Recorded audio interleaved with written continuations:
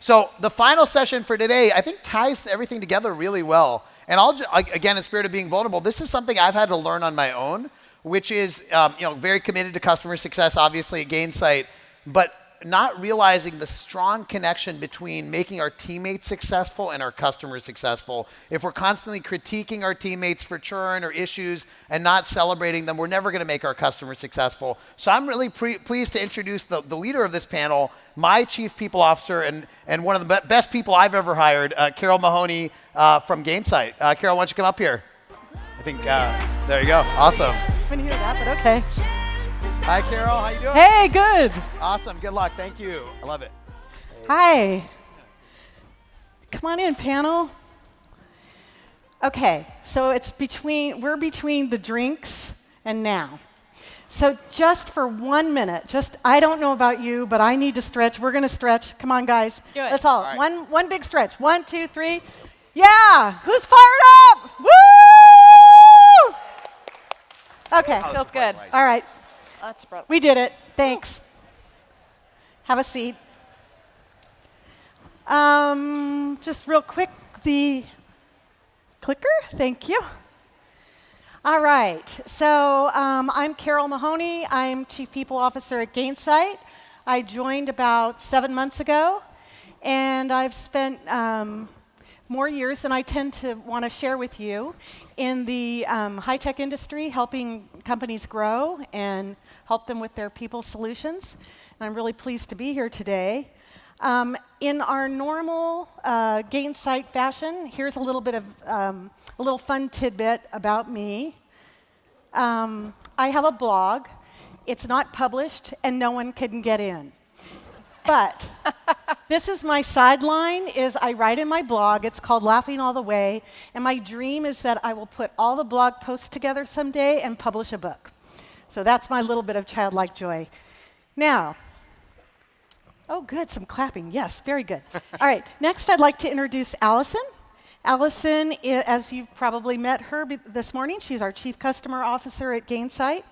She leads the set of departments at Gainsight that sells to all of you externally, and that means that her 140-person team is constantly pushing itself to be the #1 role model for the rest of the industry. Allison is host of the Customer Success Podcast with, is it more than 25,000 listeners in the first season? Launching the second one soon. And she started her career in management consulting for Fortune 500 companies while at Boston Consulting Group, and later worked in private equity investing at Bain Capital. She has a BA in ethics, politics, and economics from Yale University, as well as an MBA from Stanford University. And on weekends, you can find Allison geeking out on blockchain or yes, she's a blockchain enthusiast, and hiking in the marine headlines. But here's her this is a fun little fact about Allison. So she and her friends decided to come up with the most outlandish app that they could possibly think of, and that would be least likely to become #1 or even sell. And that was called, it was a version of Locate a Hipster, which they called Hipster Find. And what it did is you could locate a hipster anywhere where you were, and you could either stay away or find one, depending on your preference. And it was very successful. Okay. People thought it was real. Seriously. Yeah, but it wasn't. It wasn't. Next, I'm really thrilled to introduce Pat Waters from ServiceNow. Pat and I go back to our Yahoo days. She joined ServiceNow in September of 2017 and serves as the Chief Talent Officer for ServiceNow. Prior to joining, Pat was CHRO, SVP of the Global Talent Org at LinkedIn, where her focus was creating an amazing employee experience in a high-growth company, recruiting top talent, talent development, supporting a highly engaged workforce, and growing LinkedIn's global footprint. She's held HR leadership positions in HR at companies like Plantronics, Yahoo, Align Technology, and Applied Materials. She earned her BS in Business Management with a concentration in HR from Ramapo, I looked it up today, Ramapo College of New Jersey. And here's a fun... Thank you. Yeah, here's a fun tidbit about Pat. So many of you may not know this, but today is Siblings Day, National Siblings Day, and she is the baby of eight children, and she's a mom to 3 millennials. And she, on her free time, is also an artist. There she is with her 3 millennials. Oh, Cute. that's my now, favorite picture. Isn't that cute?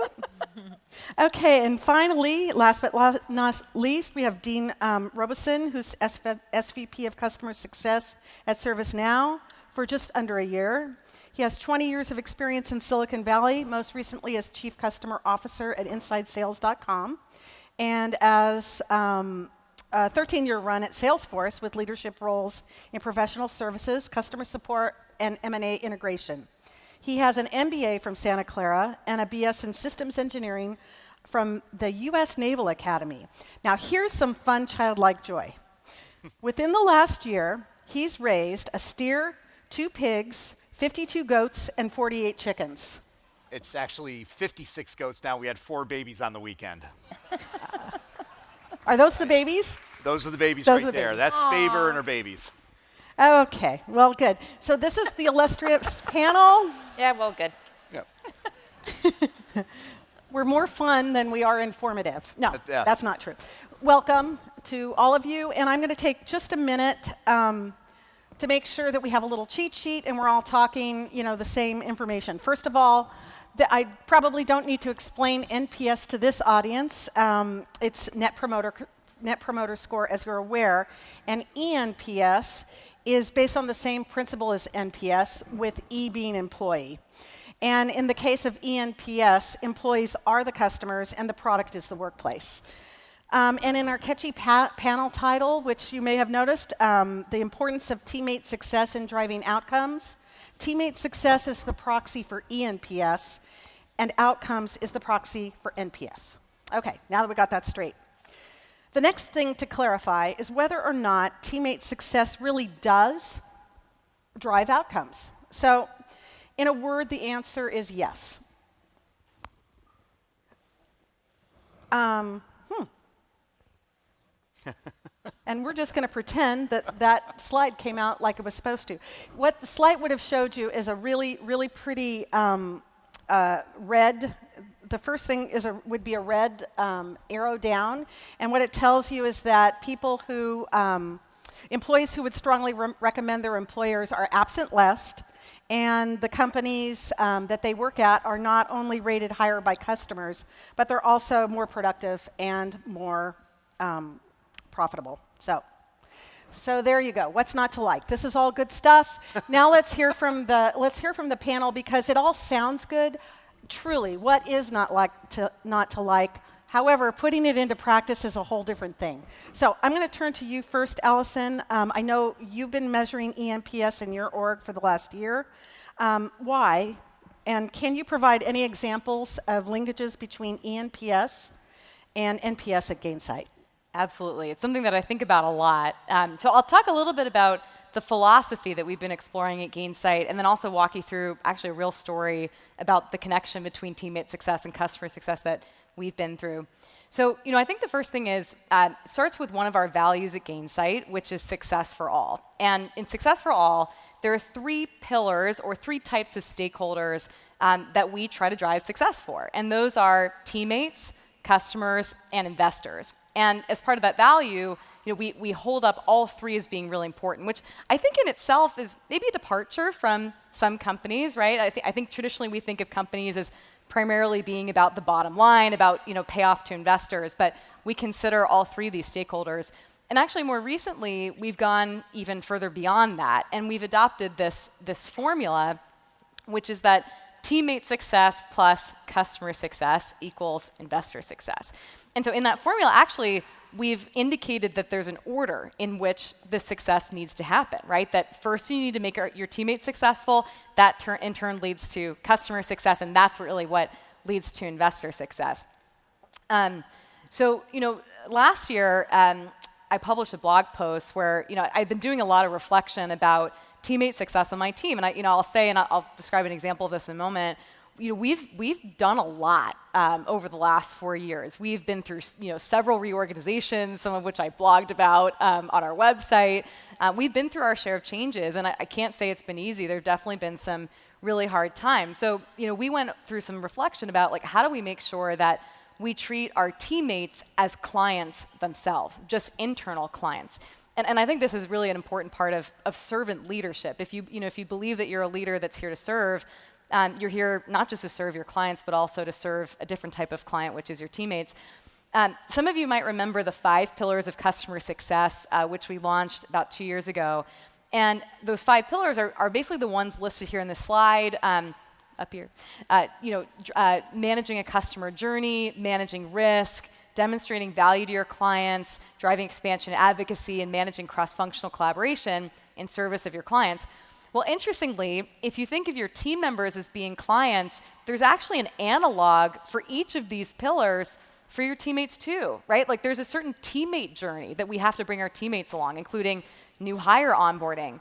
There are certain risks that happen in a teammate's relationship with their employer that we need to proactively monitor and get ahead of. We need to demonstrate value back to the team member in the sense of like, what are they getting out of this relationship? Are they learning? Are they progressing in their career? And that leads to the next point, which is a teammate expanding their relationship with the company. Are they getting promoted over time? With advocacy, are they referring folks into the recruiting pipeline? And cross-functional collaboration, truly it takes a village, I think, to make sure that teammate success happens. So although I can't say we've perfected the 5 pillars of teammate success internally, it is something that, that we think about. And I'll give you one example of how we try to execute on this. This is actually a real chart with real data of our teammate NPS rating, which we've gathered for about the past year. What you're seeing here is basically a snapshot of that data from May of last year through January of this year, which is the end of our fiscal year. We survey our team members monthly to ask them like how likely would you be to recommend Gainsight to a friend, and this is the aggregate result that you're seeing. I think what's interesting about this chart is that it starts out in the 30s, which is okay. Like I think honestly it's not great, right? But maybe not deplorable either. Kind of mediocre, right? And you'll see it then like dip down and then rise all the way back up again to 50, where we ended up in January. I think if you click one more, Carol, there might be an animation. Oh no, I think it's gone. But what happened in that? If you go back, what happened in that bottom slope was a reorganization. So this is what you're seeing here is actually like a classic change management curve, where we started out last year knowing that some things were going well, but there were certain things about our organizational structure that weren't conducive to teammate success. At the time, for a period, we had been organized along the lines of customer segments as opposed to function. And we realized how important it was that we reorganize along functional lines so that a functional leader could bring in their expertise, define roles better, shape career paths. And as we went through the reorgs tend to be disruptive, right? They tend to be painful, but at the end of the day, we came out much further ahead. And so, in terms of, achieving a much higher NPS score than we'd ever achieved before. So, I think bottom line is NPS is so important for the health of your organization. And I've also noticed actually our client NPS and client outcomes growing along with this too. Awesome.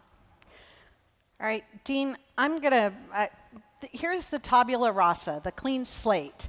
And I would say that you've been in the enviable position of scaling up a brand new CS org, and you have the opportunity to design something from scratch. So in your utopia, how are you thinking about building your new team to ensure balance between customer and teammate outcomes? That's a hell of a question. The words enviable and utopia used in the same question. Yeah, it's been neat. It's been great. ServiceNow, a $2.5 billion company without a customer success organization named inside of it, and being handed the keys to go create it from scratch. Awesome responsibility, awesome opportunity. And I hearken back to my childhood days and childhood joy. I'm a child of the 70s, and I saw things like The Magnificent Seven, Mission Impossible, The Dirty Dozen. Flash forward a little bit to the A-Team in the 80s. they were all built on highly diverse teams. And I couldn't imagine building a team where everybody kind of looked and smelled like me. God help them, right? That would not be a team. Especially with the goats. Yeah, well, goats and Marines and everything, it wouldn't necessarily work out well for everybody, including our customers. And these teams were built in such a way that not everybody was a sharpshooter, not everybody was a demolitions expert. No, you need a lockpick, you need a master of disguise, you need the demo guy. And that's the way I wanted to build this team. And so being able to pull from all sorts of different backgrounds and capabilities, that's what I thought would build kind of the best team. But it isn't always easy. No. So Pat, say a little bit about how you bailed him out. I'm still bailing him out. Yes, she is. So I think for me and the opportunity, wherever I work, it's about creating the energy. So from an employee experience perspective, I look at the customer experience. And like that, I want to reverse engineer back in and say, what does the employee experience need to look like and feel like? And what does that makeup need to be in the organization in order to serve the needs of the organization? So in customer success, in recruiting, in sales, there's a certain persona, there's a certain skill set that you need, but also you need diversity of thought and innovation and execution. And so for me, I believe very strongly in creating this diverse organization, but the magic is when everyone feels like they belong in that team, in their authentic self, where they matter, and they can rock their swag, their unique self. And when you do that, you have better debates at the table. You have better conversations. It may slow your roll in the beginning because you have to take all these inputs in, but the output is better. If you look at EPS, if you look at revenue, if you look at the company and their eNPS and engagement, intent to stay, all those things go higher when you have this connectivity to belong. And you're better if you have diversity of thought and perspectives at that table. And so what I do is I help partners like Dean and others about what is that thing, what is that magical thing, and help create it with them. Awesome. Yeah, one quick follow-up on that one. So while Pat is an amazing partner, and that title, Global Talent Officer, and attracting and getting all the talent, the needs of the business weigh heavy, right? I am getting pushed to go fast and hire faster and get into markets.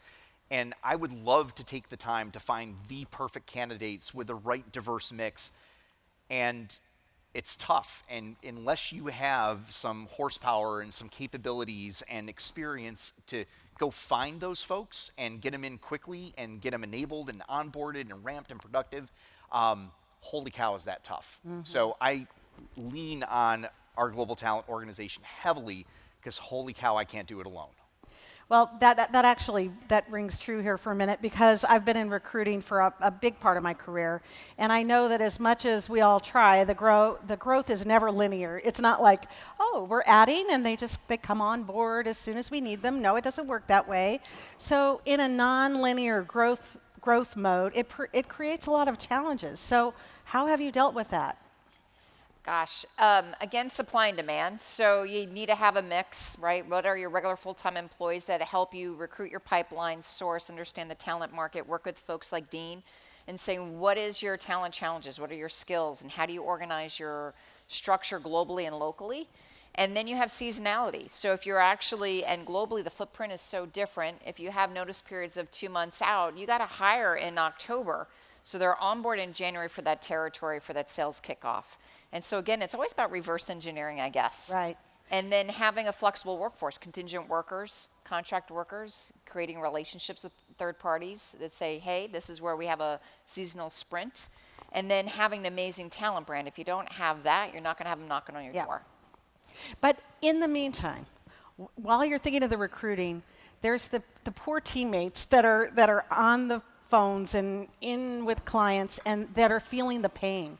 How have you helped with that pain? Yeah, I'll pick it up from there, and I'm interested to hear how Allison does it with her team, because I get to see it. Being a Gainsight customer, I get to see her team and what she's doing with hers, but I take it from kind of core principles. After Pat's done her amazing work, we've got wonderful candidates, we hire, we get them, then you got to nail the onboarding.